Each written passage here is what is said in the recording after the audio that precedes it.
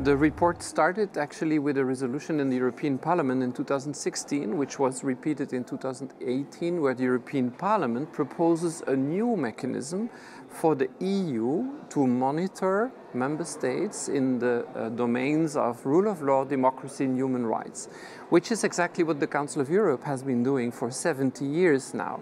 Now, it's not new. In the past also, the European Union has already taken initiatives to be able to monitor some of their member states and to be able to trigger sanctions. And we all know now what has happened with Hungary, for instance, and also Poland is under scrutiny for some breaches of the rule of law.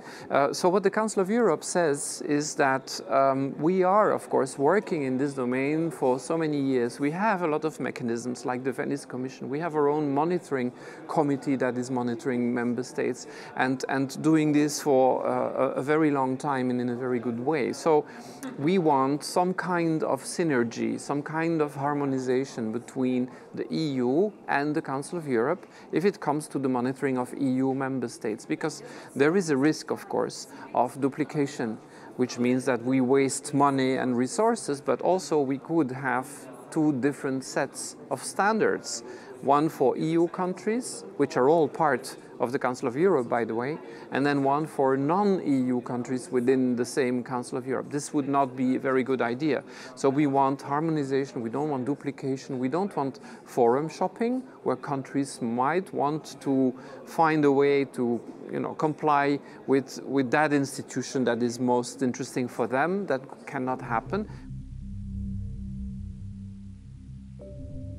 First of all, we think national parliaments should be involved much more than they have been in the past, because they represent, of course, the member states and the democratic mechanisms in their country. So we should talk with them. The European Parliament and also the Parliamentary Assembly of the Council of Europe have a role in this. There could be an interparliamentary dialogue or a forum that organizes every year or something like that, a meeting together. And in the European Parliament resolution, they propose this with European Parliament, national parliaments, but they don't mention the Parliamentary Assembly of the Council of Europe. We should clearly do this all together. That's one important step forward. And the second one is renewing our question that the EU would accede to the convention, to the European Convention of Human Rights, because then they would be party to that convention, they would be legally bound by that convention,